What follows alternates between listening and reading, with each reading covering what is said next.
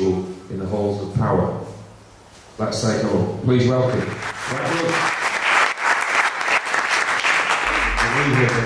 Thanks for having me back again. Who in this room believes you are free? Nobody? Well, you're not free. I mean, as a kid, growing up, I thought, I'm free. I was told I lived in a free country. And then I was like, well, why am I told what to do? Why?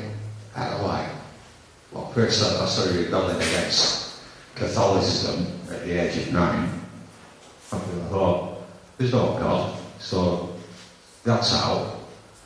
Then I started looking at society, and society is based on Christianity. Well, this society is. But I thought, why don't they practice what they preach? You know, I came to this country at 15, the first thing I noticed was, why the hell do you have a queen? Like, who said she can rule? You know, and they come out with this bullshit. Oh, it's by divine right, by divine rule. Oh yeah, who did God say that to? Yeah. If God said to you, you're going to be king of England, you'll get locked up. Yeah? So, why wasn't that bitch locked up? Why do we, as a society, get this bullshit pounded at us that we are on supporting illegal immigrants, we're supporting benefit scroungers, yet everybody pays towards the Queen. You know, the Conservative estimate last year, 36 million, and she's getting a 5 million pay rise this year. And this is a woman who owns a sixth of the world's landmass. And yet people in this country say, oh, but she's the Queen, we need her. Well, you fucking pay for her, not me. Yeah?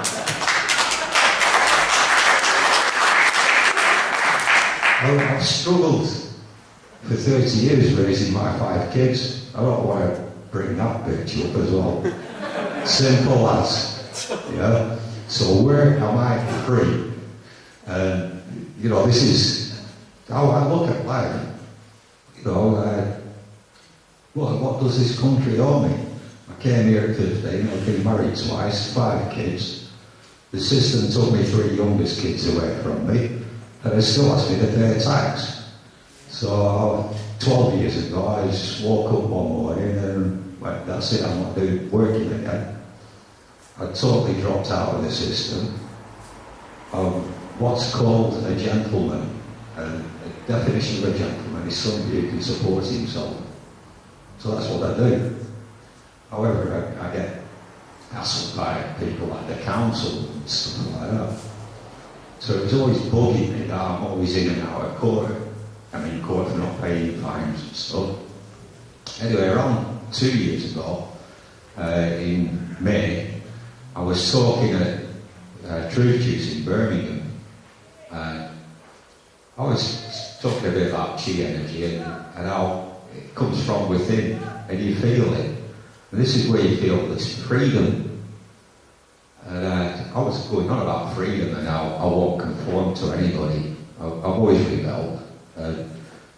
Even if we got a utopian world to live in, I'd still rebel, because that's my nature. I always ask questions. Anyway, 2 of the people in the audience in Birmingham, I was staying at the same house with them that night. We had a few beers together and I got to know them. And it was Rusty the Freeman and Lockie. They were telling me about Birkenhead. Now, the only thing I knew about Birkenhead when it was happening was the day before, a friend of mine, she messaged me on Facebook and she said, be at Birkenhead Magistrates tomorrow with a black umbrella. So I sent a message back and said, what's this about? She said, I can't tell you, but just be there. Anyway, I didn't go. I didn't hear anything about it till I met Rusty and Lockie in Birmingham. And they were telling me, I'm like, really? They said, yeah, I watched these videos, and we still had a few videos. All the videos that are up on YouTube now have been censored by the British government, by the way. They won't actually show the arrest of Judge Peake, and it was not an attempted arrest. He was actually arrested by Lockie. He placed his hand on his shoulder, read him his rights, and asked him, does he understand? And Judge Peake said yes. So he was actually arrested.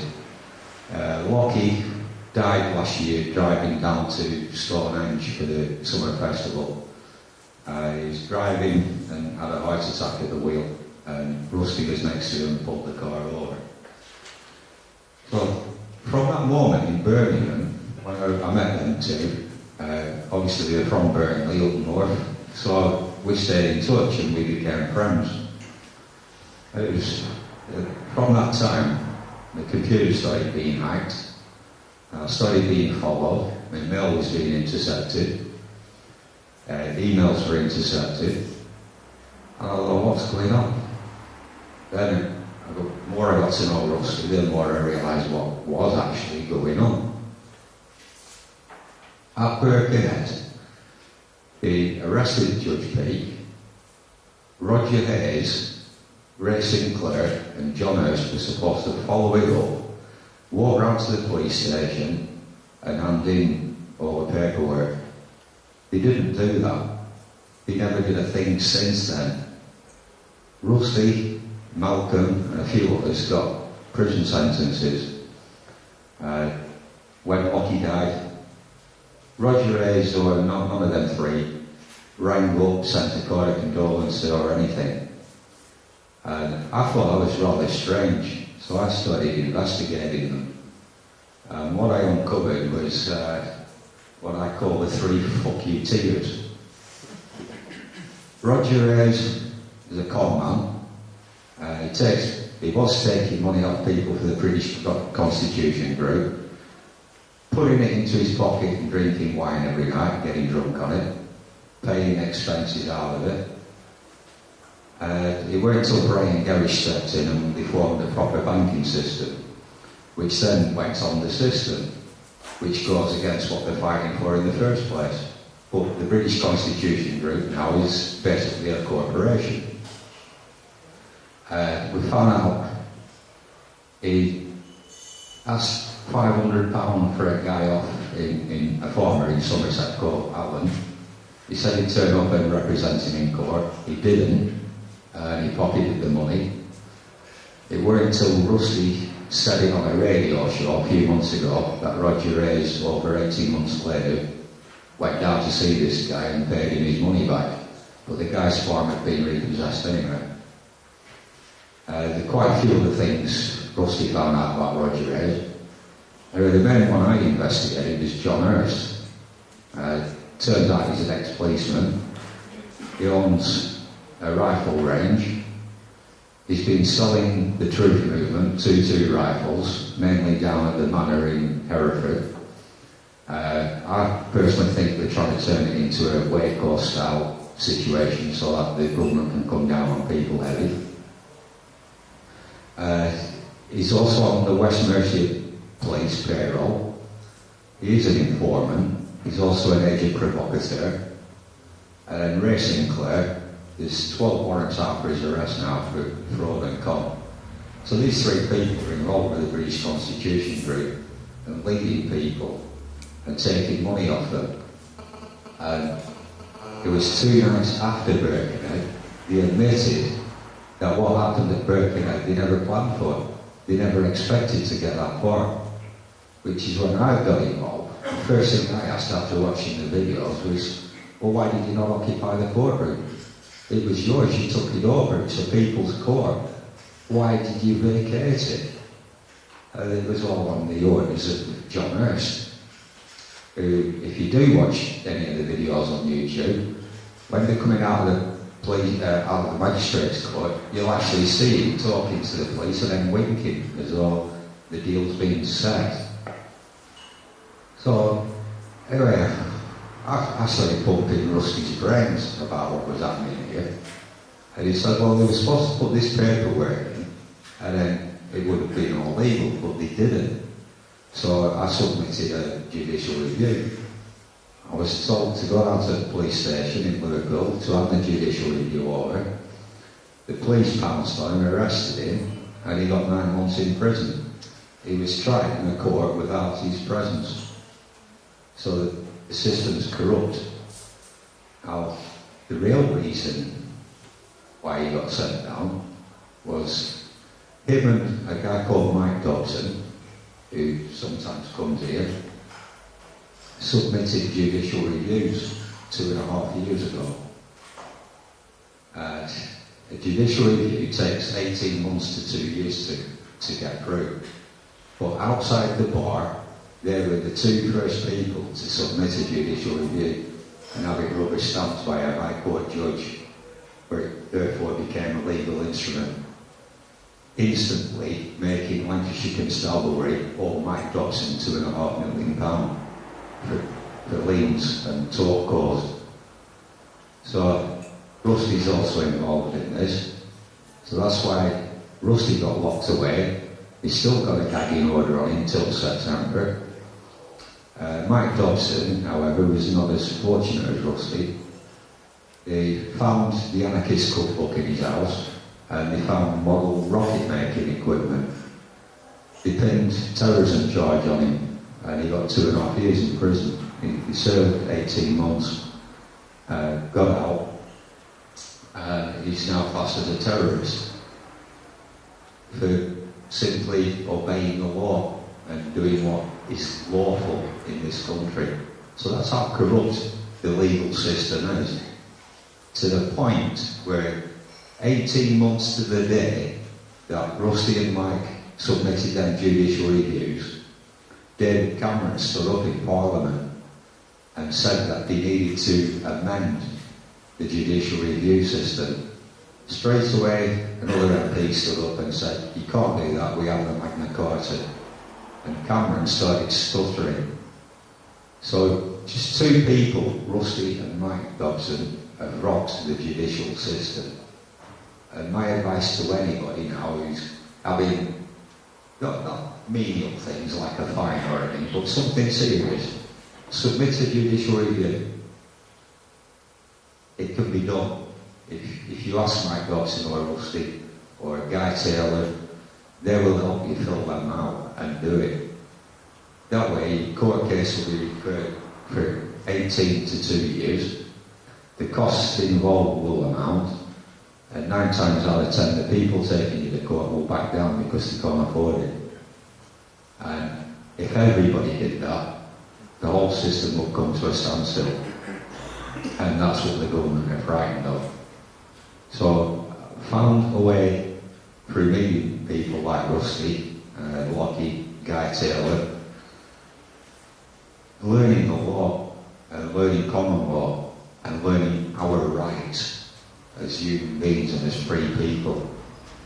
And what I uncovered in that just blew my mind, how slaves to the system we really are. And it starts with when you're born. Your parents who put that much pressure on to get you registered at birth and have this birth certificate. Your birth certificate is your stocks certificate. You are stock. You're just farm animals, basically. And if you go on the stocks and shares market, there are programs on the internet you can use, which you put in your number of your birth certificate and you find out how much you are worth. Now, part of that contract you have with the government when you register the birth of your child is their promise to look after your child. They become trustees of a benefit fund. And that benefit fund is what we call the DOL, it's what we call the Department of Work and Pensions. So anybody who has the benefits stopped, the government is breaking their contract against you, and they're also breaking their law, their statute law. So don't just sit back and take it, fight it. Find out how to fight it. And it is pretty simple. I mean, I helped a guy a couple of weeks ago. He's got MS, Had an Atos interview. They said he's fit for work. 2 days after that, he has a stroke because of the stress. He then goes to appeal it, and they said, no, you're fit for work. So we've submitted a judicial review against Atos, asking what qualifications they are, how it is they can override doctors' authorities, why the government is not providing their current duty, why that person has earned money in the benefit fund since that person was born, and now because he's a beneficiary in that trust fund, he wants to claim his benefits, hence beneficiary. So it's not the government's money, it's not the immigrants' money, it's not the bank's money, it's your money. And at this moment in time, any new child born when the birth is registered, the figure of 900,000, 659,000 is what they put to your name the minute you register that birth, and that starts earning money. Well, we know where the money goes. It's going into the banks. It's going into the coffers of the crown. And yet people still sit and moan and moan. I find it hilarious, especially in England. I have lived in countries around the world, but I find the English, the ones that will moan the most, but do the least. Yeah? You'd rather have a right good one and then switch Coronation Street on. Or the latest now is X Factor and programmes like that. But switch that TV off and realise how you're being brainwashed. And this is how I really got into the New World Order and what's going on. I always knew the New World Order existed because when I was younger I used to bought. Whatever I bought, they were never done. They always did the opposite. So I opted into the voting system in this country. And we don't have one man, one vote. We don't have proportional representation. And the voting system can be easily rigged. It's so simple. I mean, this area now, the government's given the green light to frack it. Did they consult any of you? No. They consulted the farmers, though, in this area. And they paid the farmers off, the ones who have signed up to it. So what happened to democracy there? There is no democracy. If you want to get something done in Parliament, you pay. And this is how they operate. Money makes the world go around to these people. I did laugh yesterday. Apparently there's 9 toilets in the Houses of Parliament that have been, they found traces of cocaine there. So the irony of me being in Colombia as a mercenary in the cocaine trade, yeah, I realised that the English government was sending SAS troops out there to secure the MP's cocaine so that they ensured to snort pure cocaine up their noses. And if that sounds far-fetched, I bet you there's an ounce of reality in that. Because I know this country goes to war for drugs, for the Queen, and that's certainly what's happened in Afghanistan. And over 100 years ago, it's certainly what happened in China with the Boxer Rebellion. As a mercenary, I came across many American and British soldiers fighting the war on drugs. They weren't supposed to be in Colombia, they were non-existent soldiers. So this kind of underhand business goes on. Yeah, the whole time, this New World Order that's in place, they're really sneaky about how they do it. Have you noticed since Thatcher's days, the rise in charities? Yeah, it's one way to control it, is through the charities system. You try to set a charity up and how many regulations you've got to go through, and then that charity pays tax.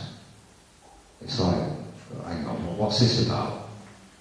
If I want to give you £10, Who the hell's the government to say I want a quarter of that? Yet people pay it. It's like, hang on. If I came knocking on your door and said, oh, I fancy to buy some arms and give it to the president of Iran, you know, would you like to donate? You're going to tell me to bugger off, aren't you? Yeah, you pay the government, because that's what they're doing. You know, it's like, I realised that the education system and the way society is structured is that you're not allowed to be an individual. Anybody still know what an English eccentric is? This room's for them. Yeah, they've disappeared, haven't they? You class as a type of schizotypal personality disorder now, or schizophrenic, or you're a nut job. And this is how society's been going. And certainly over this last 2 years, the way it's been going. The government have been pushing us, the people, into saying, we'll give you a problem, and say, well, these are your rights. So they're giving us a solution. And when you claim your rights, you lose your freedoms. And over the last 2 years, just over 4,000 new statute laws have come in. And we've not heard of many of them. There's a bill going to be passed in September in Parliament. It's in its early stages, but it's going through. That they're bringing back national service in this country. Now, I'm the first one that's going to fight, because I've got 2 sons. And over my dead body will they fight for the Queen. That can be arranged. Yeah. So, these are the kind of draconian laws they're starting to bring in. And they're bringing them in, even in more intensifying, where they're arresting you now because they think you might do a crime. Yeah. Now, the first, as a kid, I remember reading 1984 by George Orwell. And that's the first I heard of the thought police. The thought police are a reality now. I know a few people that got arrested last year, the night before the royal wedding, because the police thought they might disrupt the royal wedding. They locked him up for 24 hours and then released him without charge. Now, we as a society, are we just going to sit back and allow that? Is that right?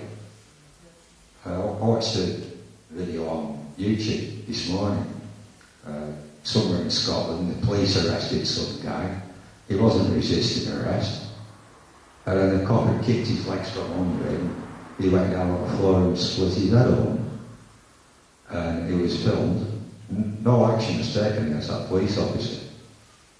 I don't know if you've noticed the difference from 30 years ago now with the police. There used to be police constables. Yeah. The police officers now, which means a policy enforcer. It's no longer a police force, it's a police service. That's right. The constables are not officers. Lancashire County Council is a public limited company and it owns Preston City Council. So I questioned this. Recently I had to go to court over council tax.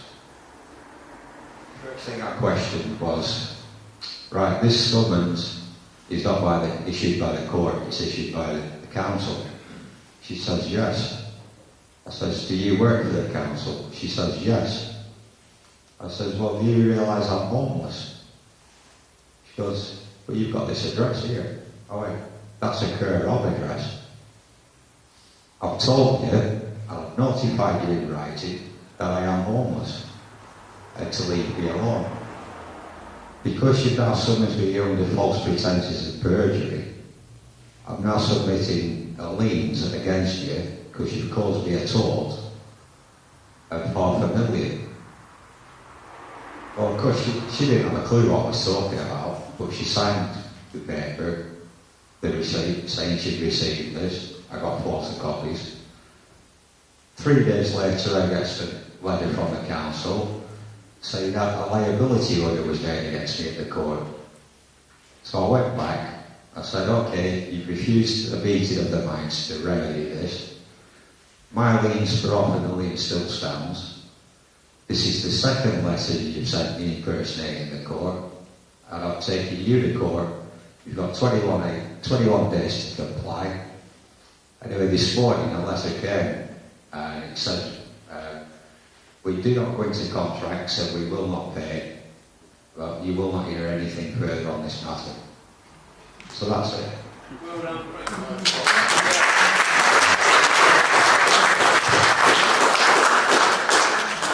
Now, essentially, as the law stands, there's nothing I can do much about that. But if the council ever send me a letter or a bill or anything, I just send a letter back and say, take it out of the $500,000 that you owe me. And that's the law. So, you know, we're meeting these people over the last 2 years. It's opened my eyes to how this law is corrupt and how it operates. Or the other thing I can do now, I can walk in and press the town hall and lift anything I want, and there's nothing they can do. Because it's part of the liens, they owe me that money. And that's what they do to you when they send bailiffs round. Yeah? It's our law, not their law. So if you know it, you can fight it. You can be successful. But being successful carries the risks that you're going to be persecuted then and labelled as a terrorist. But just knowing bits and bats will get you through.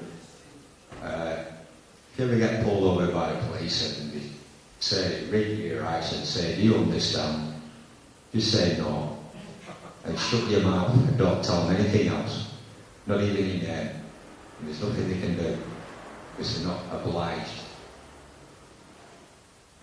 You know, of course, that's it, if you've not hurt anybody. Now, I like to smoke weed. And a lot of bullshit is out there about the weed. I've been smoking it probably 35 years now. It's never affected me, it's never stopped me. And I always wondered what the big kerfuffle was about. You know, many a time I just sat there watching a movie at home, stormed at me home, and I think, well, whose law am I breaking here? Who's the victim? And when I got into this common law and statute law, common law states if there's no victim, there's no crime. So this statute law is a law brought in by an Act of Parliament. And it's like, well, why is weed illegal? It says in the Bible, which common law's based on, that God created all plants for us to use. And technically, cannabis is not a drug, it's a herb. Now, there's cures for cancer with cannabis. There's trials going on around the world. It's been proven it cures cancer. There's a lot of success stories coming out. And guess what? The big pharmaceutical companies own the copyright on the cure for cancer using cannabis. So you'll never see it legal because it's not in their interest to cure people. They want customers every day. Yeah. So I think, well, why is the government who's supposed to look after us allow somebody like a big pharmaceutical company to kill us? Well, the answer is they're paid off. So how's these charities and how's the government actually really work? And it's simple. It's all business. It's enterprise. Our government is United Kingdom Public Limited Company. David Cameron is a PLC and he trades under Alistair Darling, who is a PLC, who is also a diplomat. So he can claim diplomatic immunity. If Cameron messes up under the orders of Alistair Darling, then Cameron will claim diplomatic immunity. Lo and behold, old Queen Elizabeth, she's immune from the law. So you've got 3 criminals there ruling us, but yet nobody does anything. they take money. It's slowly coming out that they're claiming expenses, they're claiming this, they're claiming that. It's just sickening that these people are telling the rest of us that we have this austerity and everybody needs to tighten their buckles. People are only paid this, people are only paid that. It's like, right? Why can I remember a lot of our tax money being given to the banks to bail them out? And now they're back on the fee, why are they not paying us back? Yeah? Yeah, it's easy to blame the package down on the corner. Yeah? And I don't know if you've noticed, there's a raising hatred towards Islam recently. Remember a while back that British soldier got murdered? I'm still unconvinced whether he was real or not. Because the first I heard about it was on the news that night. I was round at a friend's house. And the news headline caught me here. The BBC News had come out here, they said, Muslim terrorist behead British soldier. Straight away, I thought, how the hell do the news know that he's a British soldier? How the hell do they know this guy's a terrorist? And how the hell do they know he's a Muslim? So my ears pricked up straight away, and then I watched the bullshit unfold.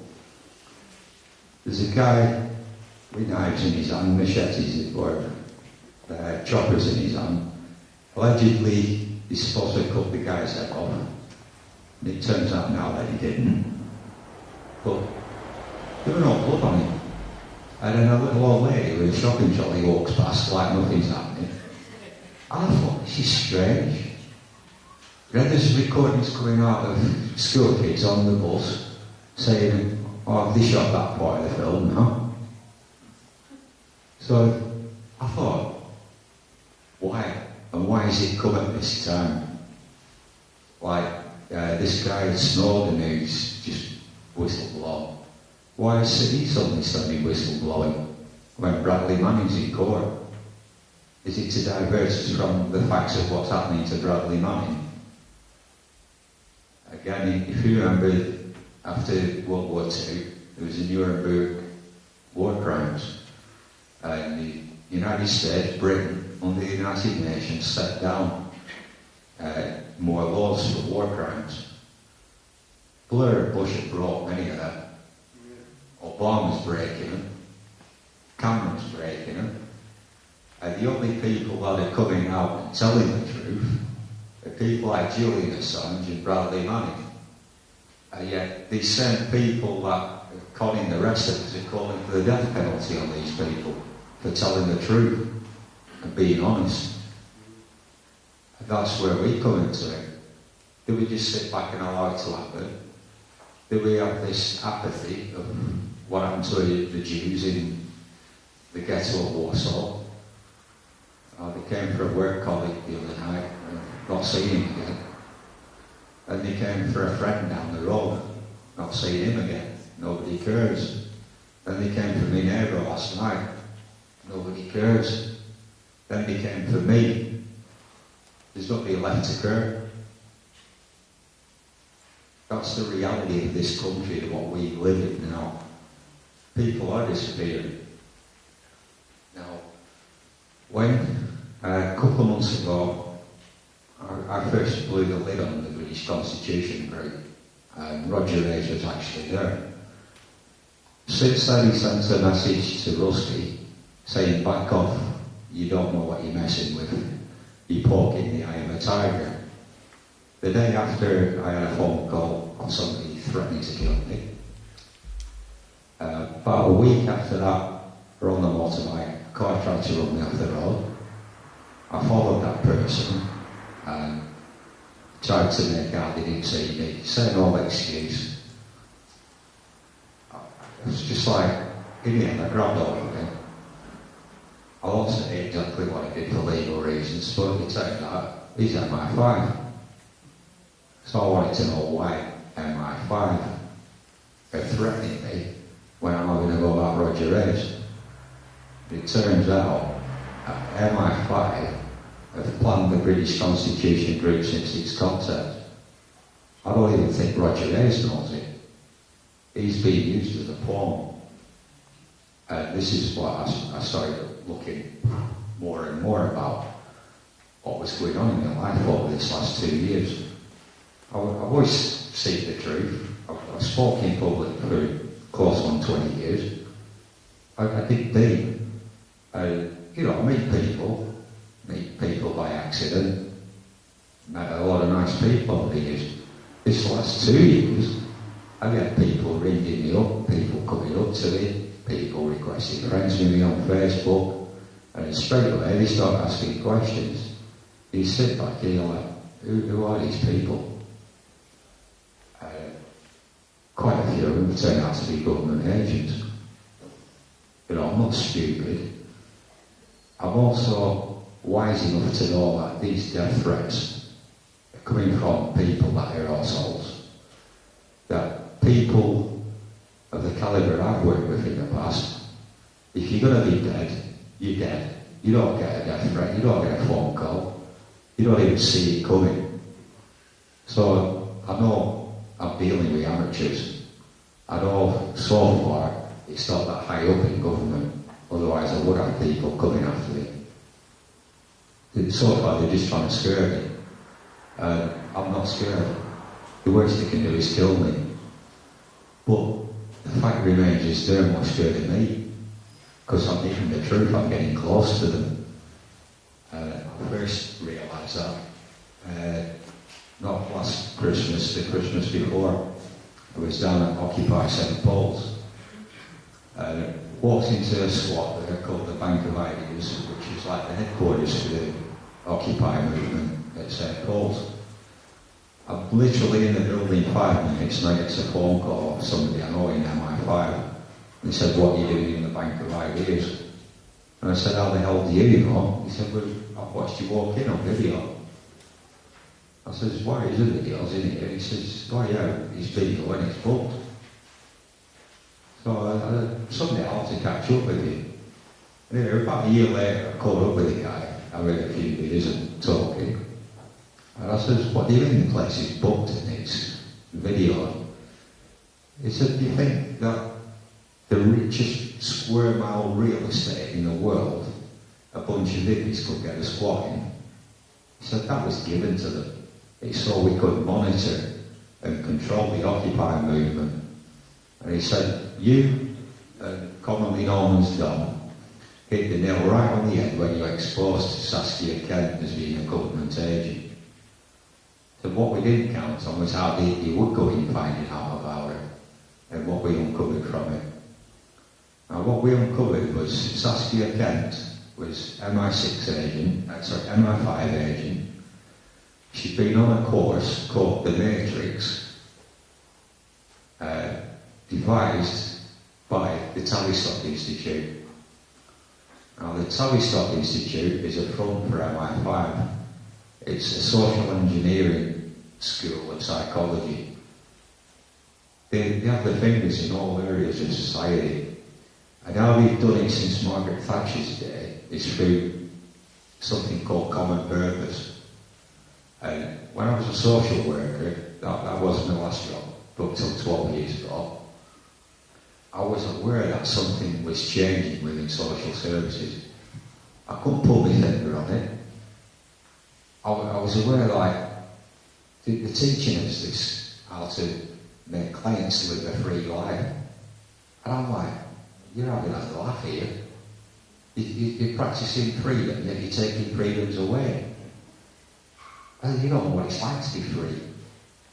I remember they sent me on one course on discrimination against adults with learning disabilities. It was at the training centre at Kirkham.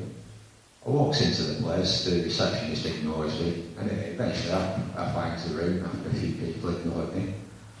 And then the 2 tutors in the class said, we set it up where we got all the staff in the building to ignore you, just to show you what it's like to face prejudice. And I put my hand up and said, sorry, I've never noticed any difference. I face that every day, we have a common girl.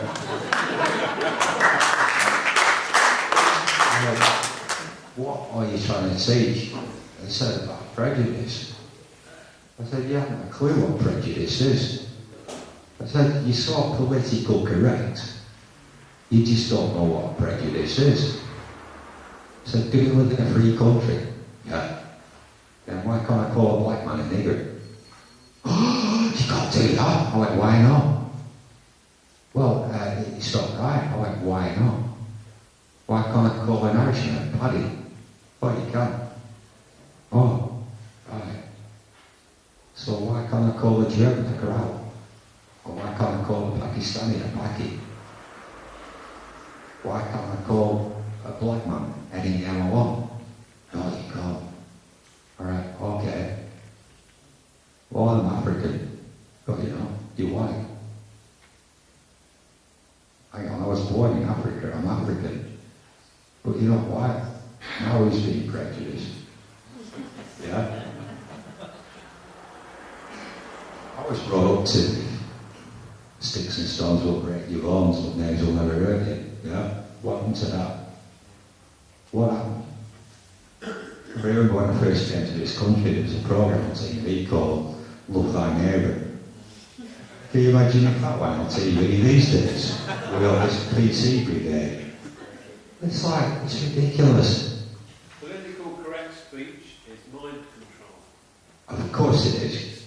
It's censoring our language from inside our heads. Of course it is. And it's all by design. Yes. And this is the point I'm getting to. A couple of young friends came round to my house a couple of weeks ago.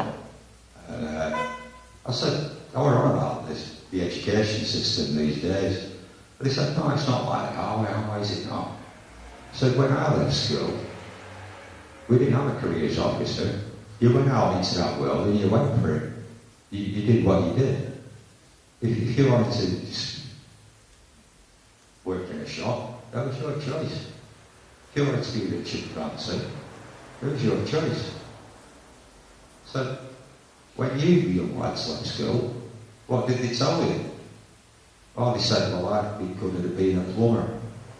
I'd be good at being working as a clerk in an office. I went, is that not mind manipulation and control, telling you what you're going to do for the rest of your life? And they went, wow, it is. I went, yeah. How many have watched, and I've watched this with my own kids, leave school and thick as pig shit. They only know how to repeat. They don't know how to think for themselves. I've got two young watches at the moment. Last week I went away, got back last night. The kitchen and the living room's a tip. I said last night, what's going on here?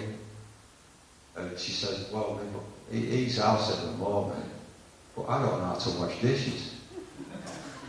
I went, what? You're 19. Oh, he wouldn't never showed me. I couldn't believe it. I'm like, she's a lovely girl, but I couldn't believe that was it's common sense. And a lot of kids these days lack common sense. But a lot of the kids these days see the truth as it is. Yeah? That's how far that mind manipulation has gone. Where a lot of the kids are like, I know, I'm starting to question things. So what's society's answer? You've got ADHD, give them Ritalin, drug them up, shut them up. Yeah? I remember there's an old Lakota Sioux saying, and it's, listen to the children, they have met butch to ropers. And not many people do listen to the kids. You know, it's about time society started changing, and it's about time society said, I know, I don't want this new world order bullshit anymore. I want my country back. I want my freedom back. I want to live as a human being and not as somebody's stock. Yeah? After the break, I'll get really deep into the New World Order, how they've done this to us and how people are accepting it, and people,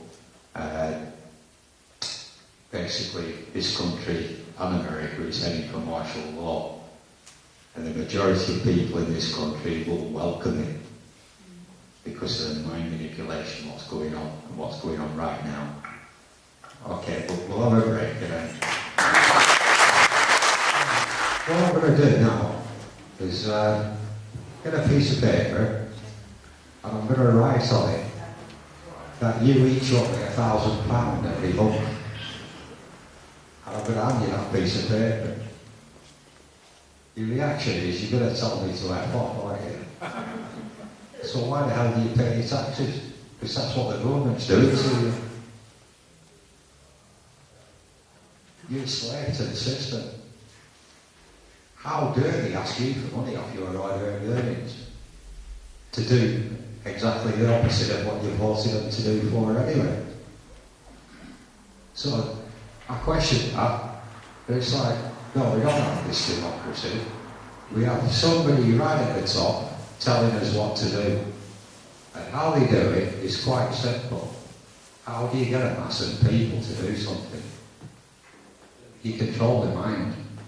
You control the spirituality. And the way it's been happening in this country is through the banking system and through religion. It's only in the 1950s a lot of witchcraft acts were repealed, where up until certainly 1951, a spiritual healer like myself could be hung for witchcraft. So that's the background this country has. Some of these laws still stand, you know, like the law you can go out on a village green on a Sunday afternoon and practice with an English longbow. That law still stands. So basically everybody in England, bar the ones into archery, are breaking the law. But we ignore it because it's not worth it, is it? So if somebody's smoking a joint, why is the government so quick to get on? And why did they put this programme of demonising it out there? Because it's brainwashing. And this is how they control us.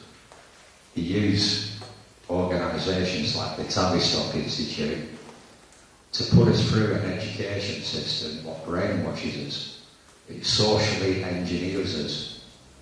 And when we leave school, we go into workplaces. Now, if your boss tells you to do something, 99 times out of 100 you'll do it without questioning it. And the ones that do question it are classed as troublemakers. So that's one way of doing it. It's the threat to take away your livelihood. I remember as a teenager, you know, Mum would wake you up for work. I said, oh, I can't be bothered, Mum. You've got to go into work just like your dad did. And I say, who said I've got to? I go to work, they're using me, they're employing me for my skills, and they're making money off me. It's technically, I'm a slave. So I haven't got to do it. I mean, let's face it, I did get disciplined when I was a social worker. And it was about my attitude to work. Surprise, surprise. Yeah. Basically what it was, I had a client, he wanted to paint his lounge. He was living in a current cluster house owned by Lancashire County Council. We were taught to get them to integrate with society, this current community, getting them to stand on their own 2 feet, and wanted to buy a pot of paint. I had to get 3 quotes, submit the cheapest quote, then get permission to draw the money out of his bank account so they could buy this pot of paint. I thought, sorry, we'll just go and buy the pot of paint and do it, which we did do. Turns out social services don't know you can't do that. That's property services job. And I went, hang on. At the time I was in between marriages and I was living in a North British housing flat. And I went, well, isn't the normal way to live? I'll paint my lounge how I want. And North British houses will be glad that I'm painting their property and maintaining it. So what's your problem with this guy living a normal life? So that was my first tangle with social services. I got pissed off of trying to do stuff with clients which would take anywhere between 6 months and a year to get done. So in the end I was telling people, if you want it done tomorrow, ring your MP, who will then ring Pauline Oliver up, who's head of social services, and people will jump and it'll get done, which is what started happening. So this is why my boss pulled me into office to say my attitude to work stunk. I told him I was contracted to do a job and I'm doing it to the best of my ability for the client. I said, but you don't realise work fucks my social life up. And he looked at me and went, oh, work fucks my social life up. But I went, no buts about it. But how many people go into work and bring the problems from home into work? Nobody. They'll get sacked. So why do people go home and bring the problems home and batter the wives or batter their husbands and cause misery and all that? And I can't live like that. At the time, my wife and kids were the most important thing in my life. And I put food on the table every day for them. Anything outside of that was a pleasure to be with my kids. So having to go out to work to provide that is a necessary means to an end. So basically work fucks my social life up. So the morning I woke up and said to my ex-wife, I'm packing work again, I'm not doing it again. She was having kittens, but as she realised, I were earning more money by doing nothing than I were going out doing a professional job. I weren't on benefits, I weren't claiming. I'm not ready to reveal how I did it, but it was legal. The next year or so, things are going to change in the monetary system as we know it. It's then I'll be able to come out and start advising people how to live off the system. Do it now. I can't. But basically that's how I live. These death threats I've been getting, a couple of them have been mixed up with something else, which I'll tell you briefly about. About 6 months ago, I have a sister who lives over in Northern Ireland, where my mother's from. And she lives in the house that parents left to me, her and my brother. Anyway, my niece said to me, I've got a big family tree on the Collins, which was my mum's maiden name. And I went, oh, good luck with that. So she said, why? I said, well, there's many skeletons in the closet with a Collins clan. So anyway, she started asking, and she was getting blush in her face. Then she uncovered a document which she forwarded to me, and it was the Northern Irish Land Registry. Turns out, my grandma's house, when she died, she left it to my mum. But my auntie claimed it. For 27 years, my auntie's been living in that house, which should be mine, my brothers and sisters. With it is 39 acres of land. So it's like, right. So I started getting more and more involved in the land registry, finding out more of the solicitors what actually happened. It turned out the house is ours. The minute it was confirmed, the IRA rang me and threatened to kill me. Because I have cousins in the IRA. So I said to them, don't threaten me. It's the next time I come over here, I will kill you. And they laughed a little bit.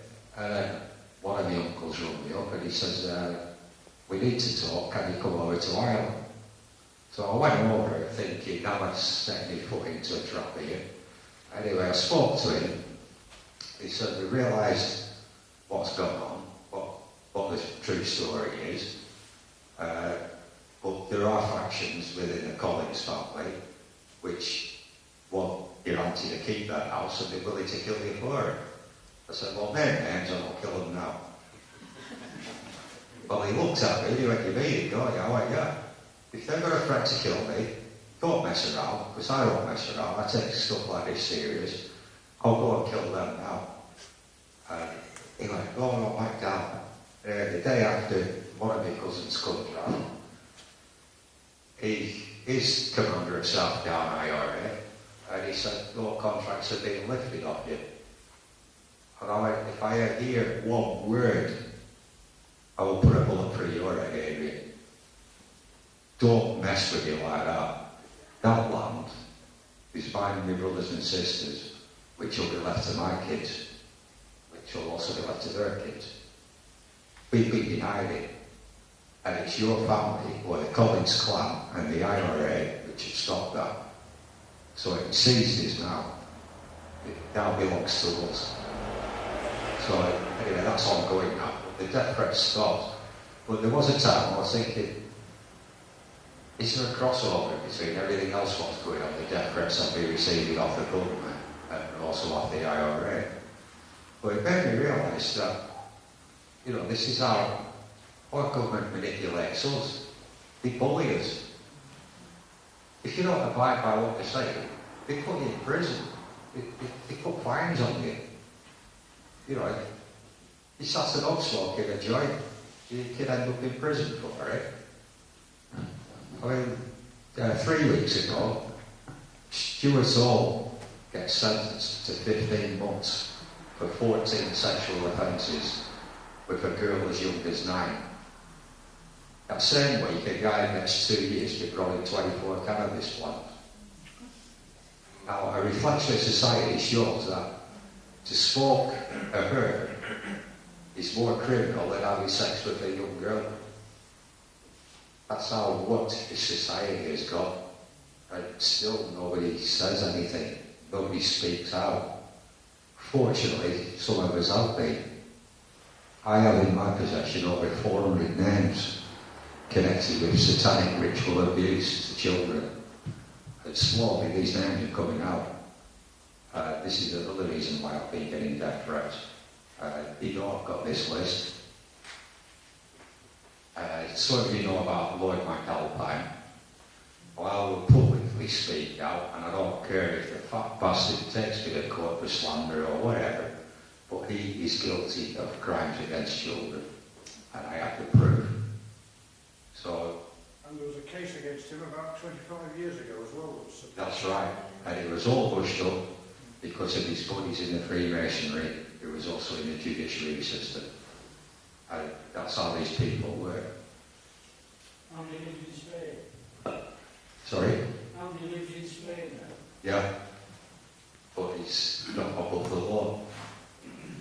Because I don't know if you're aware, but Tony Blair, George Bush cannot go to certain countries in the world because there's warrants out for their arrest for war crimes and crimes against humanity. Also David Cameron as well. Tony Blair lives in France now. Yeah, exactly.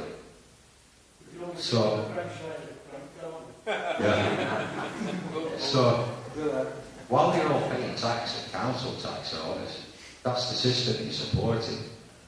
And this is why I won't support that system. Somebody asked me during the break, why you technically own us? No, I own a house. Well, I own a few houses, but I live in one of them. Why should I pay council tax? To a council which banks that money in a banking system with Iceland, which went bankrupt, and then expect us to bail them out. If you get somebody around to do a job, say gardening, and they don't do it right, you sack them. Why have we still got these same councils? Why have they not been sacked? Why have they not been held responsible for wasting millions of our money?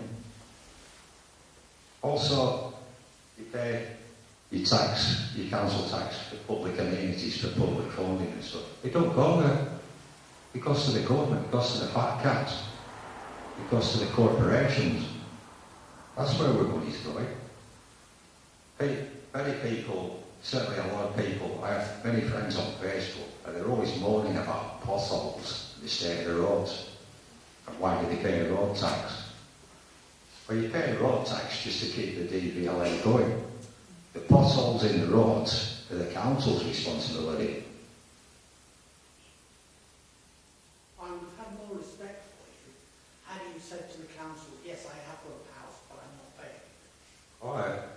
The story with me and the council have gone for 9 years now. I just feel that lying does not fit with the morality you're preaching. Oh, it's all about being free. No. Yeah.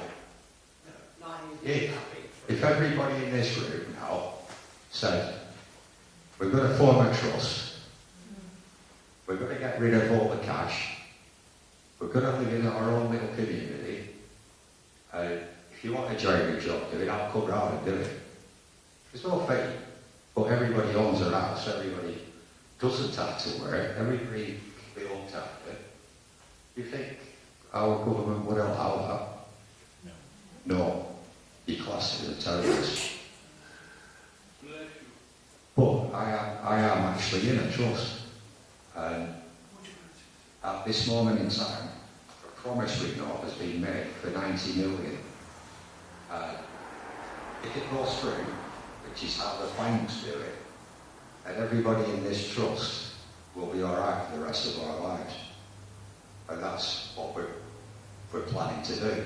So again, I'm completely off the system. Now, if you want to stay in on the system, then you're supporting war criminals, you're supporting paedophiles, you're supporting slavery, and you're supporting the rights that you have as free people to be taken away from you and being governed by a totalitarian society that tells you what to do, tells you what you can eat, when you can eat, where you can eat, and how you can eat. And if you don't believe me, go down to your local council and ask them what United Nations Agenda 21 is. Also ask them what ICLEI is. And straight away at the desk of your council, they'll say, we don't know what that is. But they have signed up to it without your consent and without telling you. If you want to get deeper into Agenda 21, Agenda 21 basically is letting companies like Monsanto take over the food systems and poisoning you. It's getting you out of rural areas into cities. It's getting you to sign up to things like me being studied tonight, classed as a terrorist and locked away for the rest of my life without trial. It's happening in this country now, is Agenda 21. ICLEI is more sinister. The councils have signed up to ICLEI. Our friend in Preston, Matthew Brown, who's a councillor, I approached him a few weeks ago and asked him what he knew about Agenda 21 and ICLEI. And he said, I don't have a clue. Leave it with me. He come back with some documents and he said, I'm not aware that the council signed up to this. I said, it's because it was done behind closed doors, because the council is a corporation and they are obeying their bosses, which is United Kingdom Public Limited Company. Not us the people, but corporations. See, you're the fat cat of a corporation. You tell somebody to do something. If they don't do it, you sack them. And that's how the people right at the top operate. Put this fear when you have to work. If you lose your job, you're on the streets basically. So, you start thinking a bit deeper about this, but you can't, because your spirituality and your thought processes are being controlled. Your spirituality is dumbed down by religion. So it comes as no surprise that this new world order has what I call the unholy trinity of the Vatican City, which is an independent state within Rome, in Italy, which controls religion. You have the City of London, which is a state within a state, and it controls the financial, monetary systems of the world. And then you have the military, which is Washington, D.C., the third of only 3 independent states in the world. So between them 3, they're controlling the world. And they've been doing it for nearly 2,000 years now. It goes a lot longer than that, but the New World Order as we know it has been going around for about 2,000 years. Now, can you imagine it? I don't believe in God. You're a heretic. Burning the stake. Alright, so that's how deep this fear goes. This is how deep this control goes. And if you think it's any different today, no, it's not. When you go out, you tell your friends, oh, I saw you at home today. You're bloody nuts, you are. I mean, why did he come out with that? I mean, during the 60s, 70s and 80s, thousands of people saw a light streaming across the sky, going 4,000 to 6,000 miles an hour. Better than any aircraft that we have. Because they'd seen it, they were called nuts. Well, it turns out it was the SR-80 Blackbird spy plane. Some of them people are still in mental institutes now, because society said they were nuts. That's how sad of a world we live in. But it's only sad because we allow it. I mean, I've done martial arts for 35 years now. Over the years I've got people coming to me asking me to train them and stuff. And the one I love is like large people. They go, well, I want to lose weight, but I can't. Why not? Well, I can't. I says, well, why? And the usual one is, well, it's good thyroid gland. Alright. Well, my simple answer is, how many fat bastards were there in Auschwitz? Even a thyroid has to be fed. Now, the overall apathy is pure and simple. Most humans cannot be bothered doing it themselves. They want to sit back and let somebody else do it for them. Yeah? And that's what it is really about. And the English are good at that. We all sit back, moan and moan and moan and do nothing about it. That's mind control. That's it. That's how far that mind control has gone. That's how far that apathy has set in. So when they come up with some bullshit like 9/11, people go, oh yeah, that really happened. I remember last year putting something on Facebook about 9/11. And somebody I've known for 30 odd years just put 2 planes in 2 buildings and they collapsed. What's your problem? And I said, what happened to building 7? And he said, what's building 7? Yeah? That's the mindset of the majority of people. That's how brainwashed they've become, where they cannot think for themselves. I mean, when 9/11 happened, the first thing I thought was, how the hell can their buildings collapse? It goes against Newton's laws of physics. It goes against everything I learned in the degree of metallurgy I've got. It goes against common sense. But what nobody really grasps is to plan 9/11 is the most fantastic military planned exercise ever. The logistics, the planning, it must have took years. It didn't just happen, it was planned. And it's so plain to somebody like me that has worked, certainly in the mercenary business, to the extent of what governments will do and hire people like me to do for them.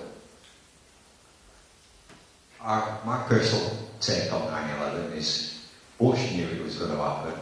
He was in league with Mossad, and it was a pure Mossad operation. And it was to get the world on this terrorist footing. And I don't know if you've noticed, but since 9/11, the CCTV cameras, the security, taking of DNA, taking of fingerprints, taking of eye scans, it's gone crazy, it's gone through the roof.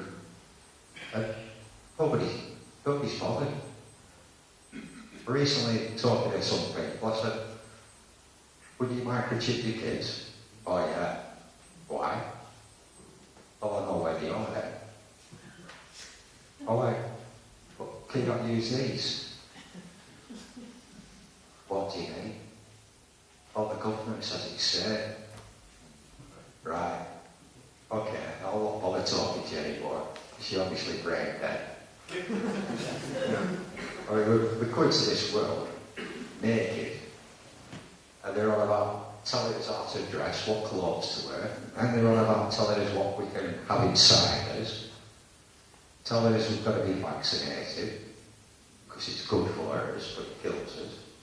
Remember earlier this year, the big kerfuffle, South Wales, MMR scan, measles, mumps, rubella.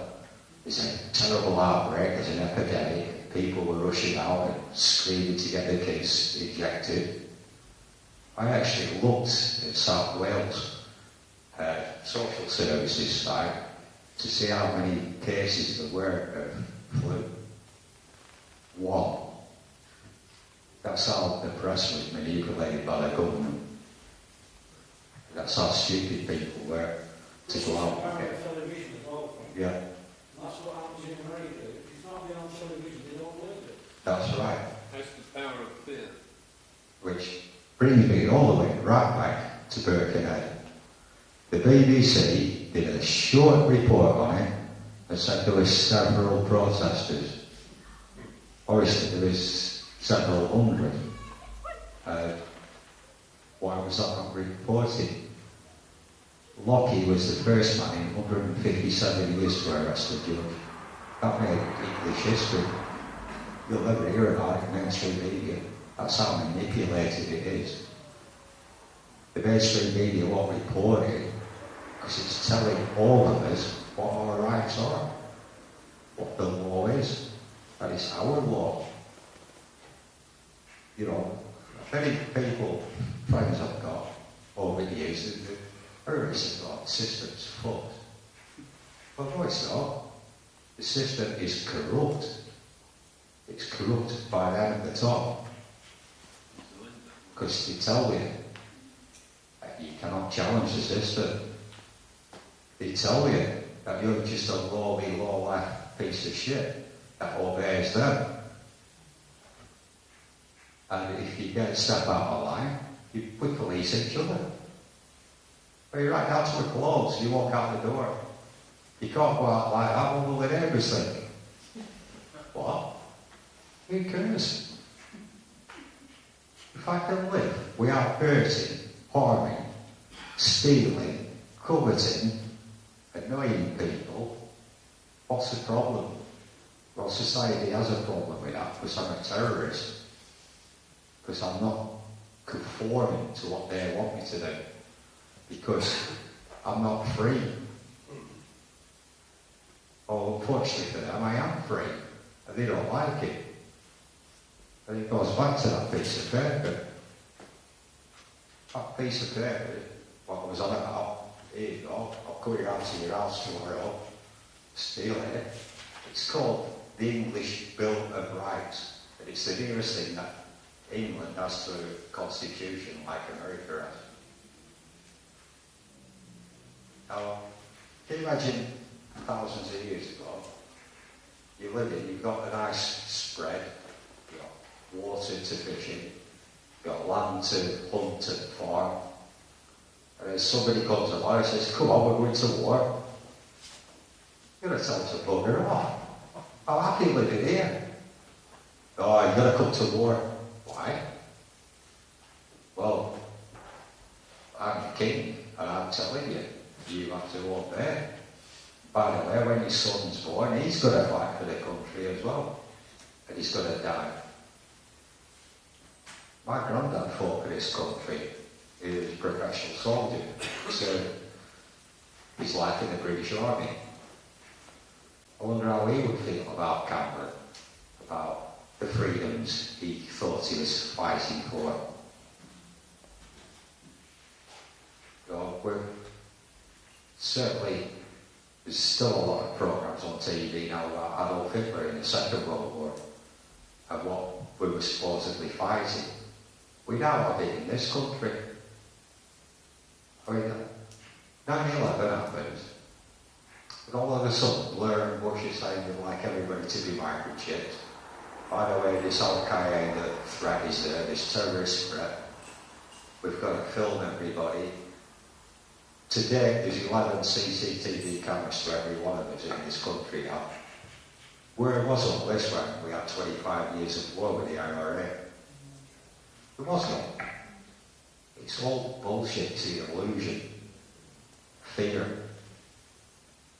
You can no longer control you with religion, so they'll control you with fear or terror. I just feel it's all, you know. The way to bring this country down and to bring it to the knees and say, we want a government back, a government that's elected by us, not somebody like Cameron who was never elected, because it's a coalition government, but basically a revolution, not an armed revolution, but a revolution of non-conformity.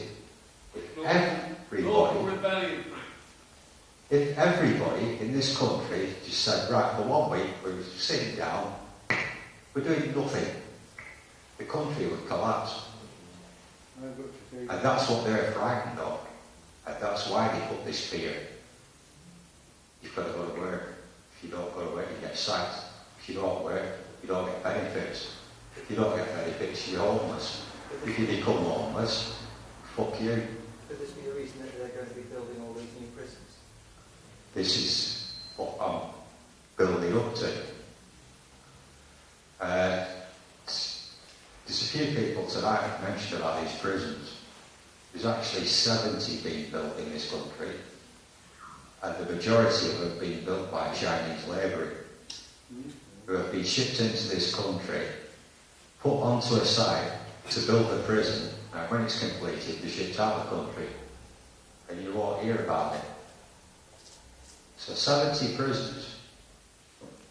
Now, we're supposed to be a civilised society, so why do we have one of the highest prison populations in the world?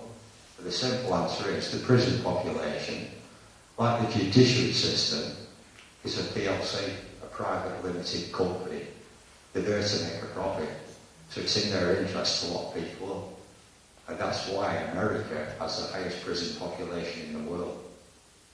Yet America's supposed to be land of the free. What price freedom? Yeah? So, these prison camps, at least 40 of them are FEMA style camps. All of them have railway lines running to them. If you start searching on Google Maps, you start finding where railways terminate. Looks like camps being built there. Well, they are camps. But they're there for you to say. Sorry? Where's the local one? Where can I go and look? I don't know of any in Lancashire at the moment, although I have been told there's an underground base near Chorley, which is fronted by British Aerospace. Apparently that's supposed to be a FEMA camp. I can't remember the exact name of it, but it's near Chorley. Yeah, we used to have stored steam engines in it as well. That's the one. That's the one. Yeah. Yeah. I think when it was first built, it was producing something to do with nuclear war. Right, anyway, getting back to this freedom. I think it was Alexander Solzhenitsyn said, you can incarcerate the body, but you can't incarcerate the mind. And that is the nearest to freedom we will ever see in our lifetime, is that thought. Because no matter what you do, you're not as free as you think you are. I know at least one person in this room tonight will be MI5 to watch what I'm here to say. Whoever it is.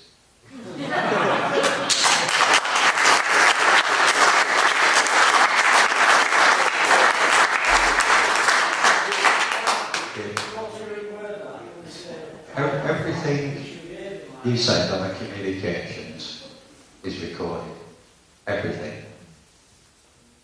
It's this digital age of digital data.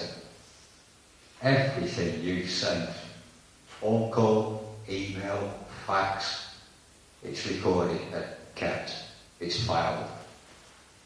This is what Sanderson was talking about. But I already knew this 25 years ago.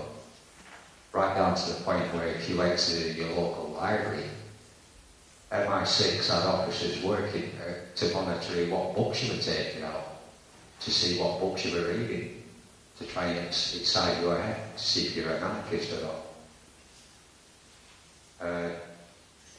Recently in America, people with bumper stickers on their cars, slagging up Obama have been arrested. This is in a land of freedom of speech. Same in this country. A friend of mine, remember last year when the Olympic torches were on? She jokingly put on Facebook, the Olympic torch is coming past my house. I fancy a horseback price to use up from it. The day after, the police raided her house, took her computer, and wouldn't tell her why. It weren't until 18 hours after she was in the cells, they said, "We believe you're going to horseback the Olympic torch." She said, "That's a joke." Well, we're taking it serious. But how serious is serious? So what if you horseback the Olympic torch? Is that worthy of sending the police round or response unit? And it's no tax money what's being used to pay for it. That's another reason why I don't like paying tax. I don't like supporting war criminals. I don't like supporting the Queen. I don't like supporting any other countries. I've struggled all my life to support my own children. Only further the government to take them away from me. I know the government's asking me to supply my kids for national service in a couple of months. It's like, what have you done for me? What has the country done for you? So, bugger all. It's time we took it back for ourselves. It's time that we realise that we are all sovereign beings, that we were born into this world free, and that it is our world, not a corporations, not an individuals. If I went to the BBC and said, right, tomorrow we're going to have a mass rally of people who are pissed off with the system and want to say something about it, the BBC not going to report it. No, you wouldn't see it. Because the BBC... People, apart from people here who already agree with what you're saying. Yeah. From when I first started talking, it's more than doubled. So people are slowly listening. We have time for slowly though, have we? Apparently, No, if we but don't believe what's being told. what I'm talking about and what I'm fighting for is to make sure that my grandkids live free. I might not see it in my lifetime. But going at this rate, your grandkids are But the changes are happening. I've already said about the judicial review system. That's one way to hit them very hard. They're frightened of that. I have many friends in different circles, and every one of them will say to me, "Oh, I'm worrying about this. Well, I can do something about it. What can I do?" Use your brains. And that's it. It's starting to wake up. Use your brain. That's what they've got. It's like, I used to challenge the schools when the kids were at school. Just simple things like, oh, well, the doctors or the nurses or wherever go to school, we're going to have vaccinations done. All right, nice of you to ask. That's my child you're playing with. That's my child you're just about to cause grievous bodily harm to by sticking a hypodermic needle into their arm. Irrelevant of what's in that vaccination. But who are you to tell me how to bring my kids up? Yeah?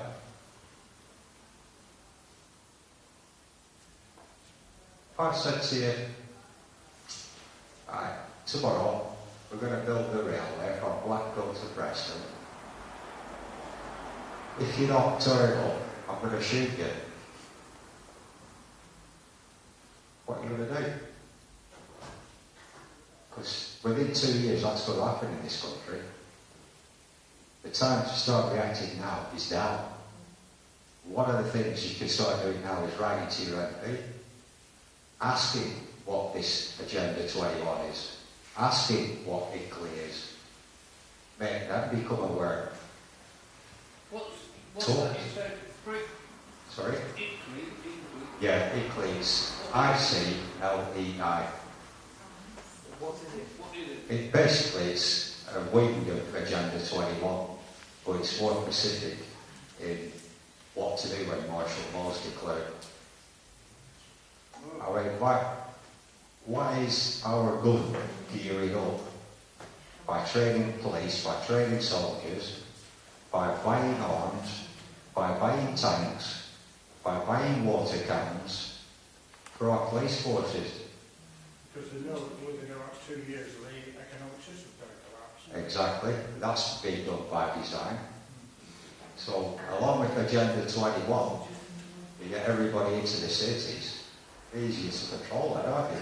What will happen is troops will go out on the streets, hunting down people like me, or the mass population going, look at that, Mickey's. Yeah? See that? Out of order, out of chaos will rise order. You got you listed, George. And that's the motto of the New World Order. Creating this chaos to come. So do you conform to the chaos that comes, or do you say, no, I'm not playing that game? Frank, did you go to Bilderbergers? I didn't go. I'll tell you why I didn't go. No, I was just going to Taiwan and say that Alex Jones was there, David Icke was there, there was a couple of members of Parliament there, and it was open for anybody in this room.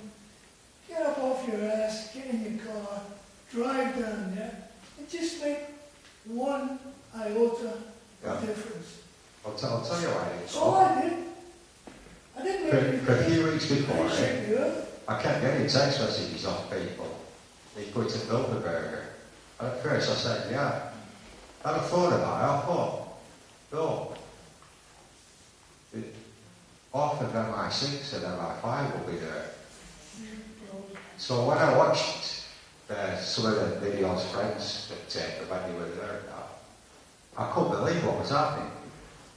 You're all getting video. It's a protest against the Bilderbergers, and everybody's walking through the gates and going, letting security guards search them. What?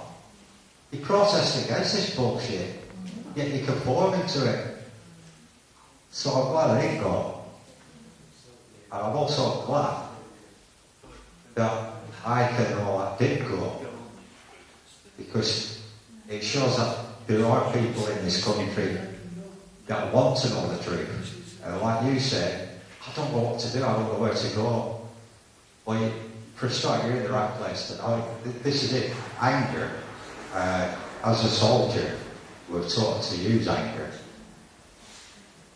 Not to go out and be psychopathic and kill people, but to use it to control and be in control. Now, any true warrior does not lose his temper, stays calm. Yeah, that's the ultimate of a warrior, is to stay calm and not to fight. If you have to fight, you stay calm. The minute you lose your temper, you've lost. Isn't that what they're trying to do though with the New World Order? Make us angry and really lose our own control as well as... That's it. They want us to lose control. They want us to go out and riot. They want us to react violently. Protest and get arrested. Yeah, they want us to protest. so they can bring in more laws. I think when people first wake up, are very angry. Yeah. Then when they start to look at, well, you know, we need to do something about it. I think that's when they do start to count and they do see the wonderful Which is things. what is happening. There are more and more people. It's assertiveness. There's, in this country now, there's more and more people that are walking up over this last 5 years than ever before. You just don't see it because it's not on mainstream media. But if you get out there and start meeting people, you realise that there are a lot of us. We need a chain reaction. Yeah. Yeah. And it is slowly happening. We need to synchronise something so we all do it at the same time. That's right. We need to organise it. But throughout the entire Now, system. who can remember Leinster? Yeah? Yeah. That was one guy who changed the history of Poland. I don't think we changed the history of Europe. Joseph Stalin changed the history of Russia. The one people. Just think what you can do as one person. Just by being aware of it. By telling your friends. And if they think you're nuts, then so what? Who's nuts? The ignorant or the one who has the wisdom? Yeah? Right, the Agenda 21 contributions that are made on your behalf, and you're obviously charged for Rob Bollocks from the Aston meetings found out that them contributions are actually voluntary. Yeah. He's got the information off the DEFRA website. I had a look myself, I couldn't find it, but he's found it. Yeah. And so, Agenda 21, you enter it voluntary. Yeah. So, I thought that was very empowering. But however, we're all in it Yeah. because the councils have done it for you. But they're not talking. These are trying to find ways now how not to contribute. Yeah. And to actually reclaim that money. Because it's within their own rules, it's voluntary. Yeah. So, Can you commit to the council tax? Of course you can. Why not? How many years could you claim back? Since it came out, because it's unlawful. So if everybody stopped paying the council tax and then started claiming back what they paid for your York Regal, does that make sense? Yeah. We need to do something like that. There's so many ways we can attack them, but we need organising. And what stops us being organised is when people like me do come into the spotlight and start talking about it. They get arrested. Yeah, get arrested, classed as a terrorist, get death threats. Some people have been killed. I know when Dean Warwick got killed, that was literally 5 years away from it. So it's like, I know I'm not naive enough to think I could stand up in public and tell the office without one day I might wake up dead. I'm not that naive. I know it's a possibility and it's a very strong possibility. And I know the knowledge I have without 400 names, that will certainly get me killed. But I've put it out in public that I have this knowledge and it's on a dongle. And if anything happens to me, that dongle will be made public, but not in this country. To a German magazine, which I already have a contract with on that. And anybody I get from it, I've given that money to children's charity for, a children's hospice.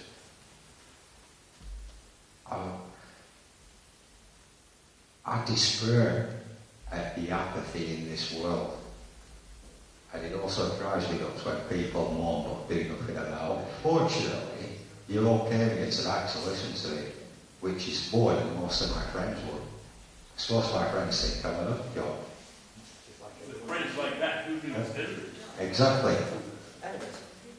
I mean, it's took me years to get through them, where you accept me for who I am now, but they still joke. They still take the biggie. But, you've got to think they've had years of brainwashing. And it's hard to break out of that mold. Just last week, something I had in possession of, I told a friend, and he said, I don't believe you. I showed him the proof in black and white, and because it went against him and what he believed in, he wouldn't accept it as a truth. And that's what, how much apathy has been drugged into us as human beings by the New World Order. So, if you think you're free, you're not. Any idea what the actual final sort of thing is with the New World Order? Where it is that they're heading towards? What they want is to depopulate the planet, have total control over your mind, body and spirit. Basically, some people have been like forecasting what the human being will become. Within 200 years, they reckon the human being will become a full claw or a cybernaut. So they're trying to take us back 5,000 years ago or so? It's the ball. That's it, the board collectiveness. Transhumanism. Yeah. But when you look at it, it's basically Nazism, communism. It's feudalism. Yeah. Modern feudalism. If you have a neighbour, Horrible stuff. your neighbour wears black all the time, you're not really going to bother, are you? You just go, he wears black, makes you laugh, he wears black. What's coming is, they will tell you what to wear, and if you don't wear it, they'll put you to death. The first sign of that for me was when they brought the no smoking ban in. It wasn't because it's bad for your health. I mean, I smoke, I know it's a health risk, but I don't believe the bullshit I'm told about it. When I can't stand the bus stop and smoke a cigarette, but I can breathe in all the carcinogens that bus is giving out, that's killing me. Yeah, it's diesel stuff that causes it, it's not fat. Exactly. Diesel stuff.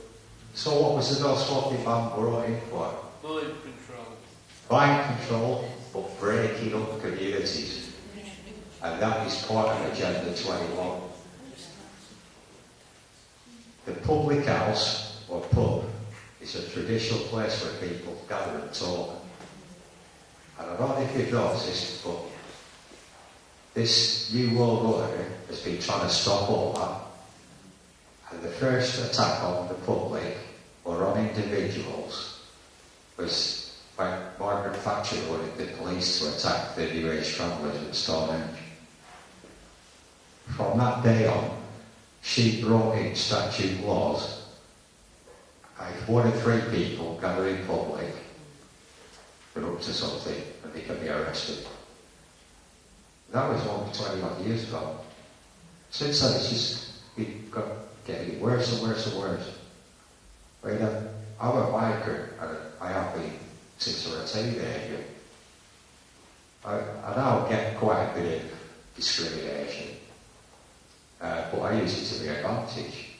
Like, just yesterday, pulls into Tesco's car park in Leyland, fills the bike up with petrol, comes to £15, and goes into the chaos to pay, and he says, can you take your helmet off? I went, why? He said, I won't serve you unless you take your helmet off. I said, okay, I walked out, drove on.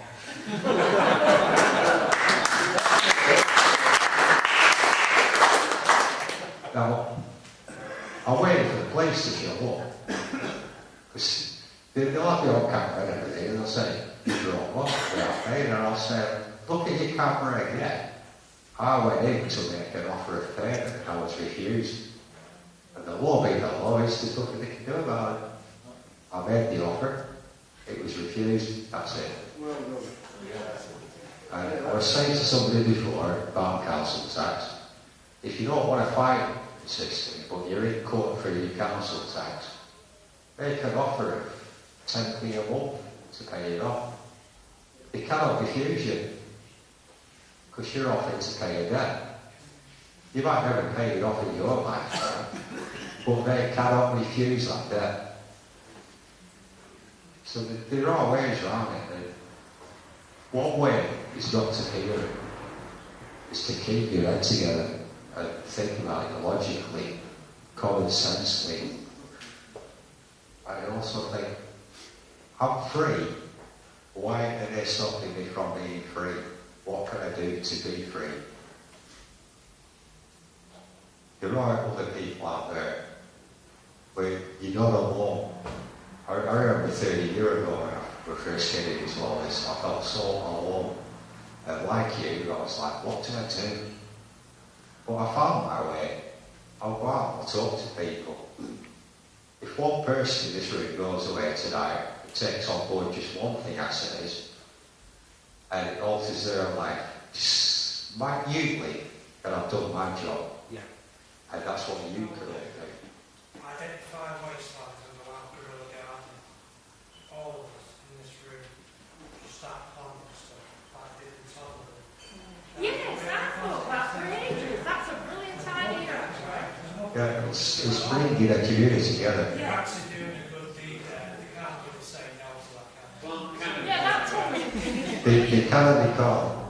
It's a friend of mine in Accrington did that outside his house. He planted 6 beech trees. The council came and took them down.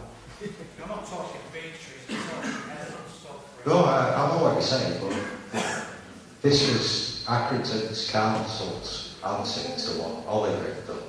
He planted these beech trees, he came and uprooted them and took them away. Well, then you just go back and you keep doing it. Well, he should have sent it, really. No, he took them to court and sued them for stealing his trees.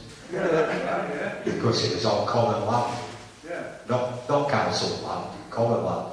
Yeah? And how did he do it? He won. That's still it. Wasn't it his street, was it? Sorry. It wasn't in Oliver's street, Yeah, it was. on his little road. Yeah. No, go over. So there are little ways you can do it. I mean, you know, like this new bedroom tax they brought out. I mean, how pathetic. It's like going back 200 years when you had the window tax. That's why you see some buildings to this day, you know, 200-year-old buildings, and got the windows bricked up. That was so they didn't pay the window tax. But yeah. A fella in Sheffield took a sledgehammer to his wall of his flat and turned it into a 2-bedroom flat, a 1-bedroom flat. Why not? I mean, you know, there's little laws like,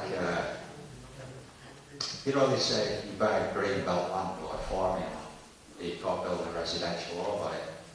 Well, you can. As long as that home is on stilts and a sheep could walk under it. Is that right? Yeah. It's an old bylaw, but it's still law. It's common law. So, you know, the law is fascinating, but it's learning it and organising. So that's one way we can beat the system or get rid of the corruption within the system. The other way is not conforming. I mean, nobody rules, nobody listens. And as I used to say to the ex-wife, you're only nagging if I'm listening. But it's true though, isn't it? So what should you do if you want to basically not conform to paying poll tax and rent, council tax and whatnot? Write a letter to your council, tell them how corrupt you think they are, tell them about Agenda 21, tell them about Italy, ask them why, as an elected local government, did they not inform you? Why were you not allowed to vote on that issue? Then ask them why you send money outside of wherever your catchment area is. They said, this is Lancashire County Council. Why did they send your council tax money to the government to send troops to Afghanistan and Iraq? You can't answer it. But then you've got issues under one of the laws. It comes from Nuremberg trials that if they knowingly take money off you, then you're as guilty as they are. So if you stop paying and expose their guilt in court, then they have to justify it, because they are the guilty ones then. So they have to hurry. They think they're above the law. They're arrogant. Now, if anybody doubts what I'm saying about the law, just ask yourself this one question. Why a distracted legal aid? It's to stop you getting your version of the law, your truth of the law. Yeah, they reduced citizens to 5 Yeah. hours and welfare rights and everything else over the last few years.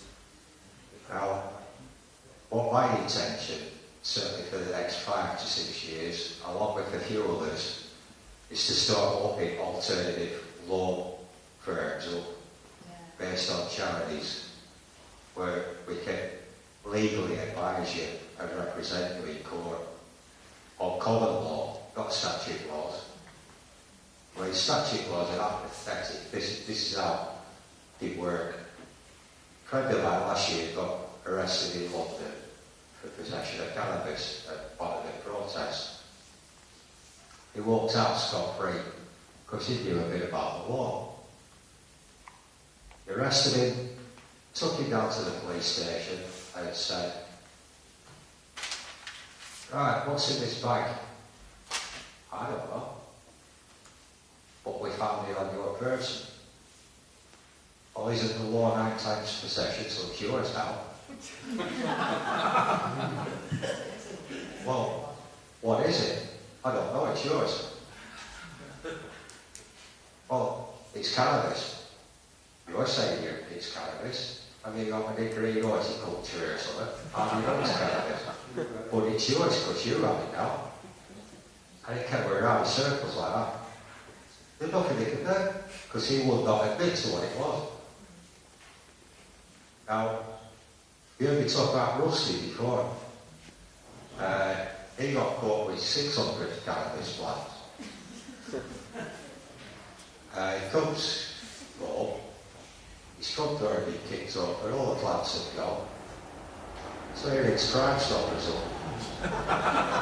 And he says, "Lancashire Constabulary have stolen 600 of the plants." "Oh, he's reporting a crime." Sorry, a crime number was given. He goes down to the police station, they arrest him. He then takes them to court for kidnapping. Goes into court. For the first 20 minutes, the judge was threatening with contempt of court, threatening to throw him in prison, threatening this, threatening that. But Rusty just said, "No, I'm here for justice." Right. So the charge was read out with about 600 cannabis plants in your house. Well, Rusty goes, "Hang on. What's this word, cannabis? This is an English court. Cannabis is not English. What's the word in English?" "Well, there is no English word for cannabis." So the judge tried bypassing that. So Rusty says, "Okay, I'll let you off with that one." But was it cannabis sativa or was it cannabis addictive? The judge went, "I don't know." He says, "Well, if you don't know what I'm being charged with, what's the crime?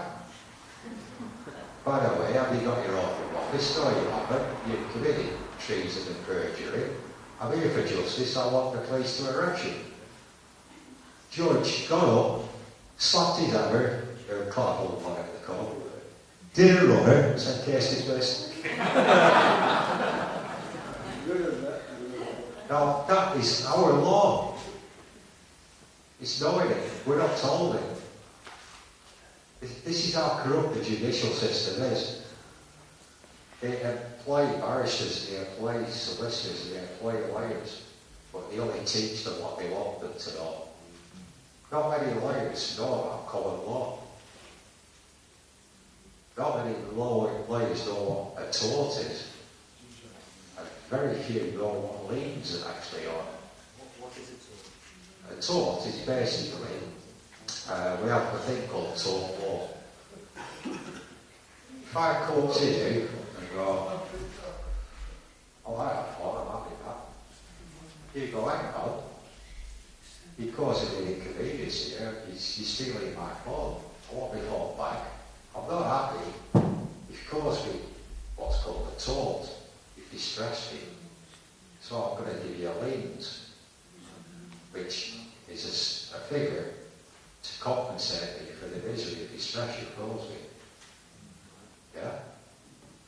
So when your council sends you all these letters, or, I mean, the good one is the TV licensing, they're forever sending you letters, threatening you. If you send one back and say, you're causing me a tort, you've got 21 days to rectify this situation, have a meeting of the virus, or my liens is £500,000 or whatever figure you want to put on it. If they don't respond, then it becomes lawful, and they owe you that money. That's simply what a tort is. Now, say I was playing a game of poker, you lost, and you owe me £1,000. Now, I don't need a judge or a lawyer or a judicial system to tell me you owe me £1,000. If I'm playing poker, I'm probably a friend. So, although I'm going to get the money eventually, tomorrow or next week, whatever, I won't get it. But if I don't get it, I could impose tort law. Now, if you go to solicitors, the solicitor will not take it on board. You know why? Because the judicial system will not pay you. That's why these bastards right at the top are getting away for so long with what they're doing to us. Most people in this room have a mortgage. Your house is not mortgaged. What is mortgaged is from the centre of the road to your front door. And that's what's also is responsible for your council tax.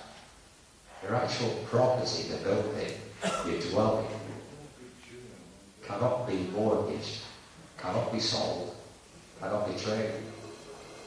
Would you repossess it? Yeah. And when they do come to repossess it, they're actually breaking common law. And for those who are interested in mortgage repossessions and how illegal mortgages are, look up Ben Gilroy, Guy Taylor, and Lawrence Eastman on YouTube, and you'll see what these guys have been doing against the system. Certainly Ben Gilroy in Ireland. I remember the one-liner. He was talking to the guy from the sheriff's office. But basically what happened, the judge acted for the Bank of Scotland. Rubber stamps the repossession, which then has to be stamped by the sheriff. The judge takes his wig off, puts his sheriff's cap on, and rubber stamps it again. And sends people from his office to go and repossess the house. So Ben Gilroy says, "Hey, no, you can't do this." Starts arguing with the sheriff's official. The official goes, "I've been in this shop 30 years and I've not heard of this." And Ben Gilroy goes, "That's because we're not all running around with pitchforks as thick as pig shit now. We're getting an education. And we're learning how corrupt you lot are. That the law is the law, and ignorance of the law is no excuse." So, I don't know all the answers about the law. I know people, but if any of you are interested, just contact me. If I can't answer it, I'll get somebody to help you or contact you. But it's like you said, we need to band together. And this is the way to do it. You know, everybody in this room is aware that the system ain't right, that it's corrupt, that the world's not right. Rather than you go away thinking, "Oh, that's another one who's offering no solutions." The solution I can offer you is non-conformity. If you stop conforming, the system stops working. But it's stepping over that fear threshold. Start but it's not like got any TV licence. I rang to them and said, I don't have a contract, this is statute law, it's bullshit law. I don't want my money going to people like Jimmy Savile. You're corrupt. I'm not paying you. They won't get back to you. They'll leave you alone. I can't remember who where, but somebody's going in court tomorrow with council tax. When your council write to you, have you noticed how your name is spelt in block capital letters? That's because they're addressing a corporation. Capitus diminutia maximus. That's the one. That's the one they trade So, in New York. Ask them, where is your signature on this contractual agreement you have with them? You want to see them run like hell, then? Right. Does the same apply with a bank loan? Yeah. Is subsequently taken over by debt collector. Your original contract was with the bank. When the debt collectors take that over, they've literally bought it from the bank. Yeah. So your contract is not with the debt collector. Oh. So when they come chasing for you for the money, you can turn around and say, show me the contract between you and I. That's right. Rather than the bank. And there's And nothing you if can they do. paid your debt, thank you very much. Yeah, That is true, is it? that's right. Yeah. Right. And I've done that myself. Right. My sister also did it with a student law. She did a degree in engineering. When she finished, she earned 18,000. Her first job she got was as a draftsman on £22,000 a year. Oh, they wanted to pull £6,000 a year off her to pay this law back. And I said to her, look, so I've got to, let's stick within the law. Don't pay it. So she stopped paying it, got sent to debt collectors. She then wrote to them and said, I'm not on a contract.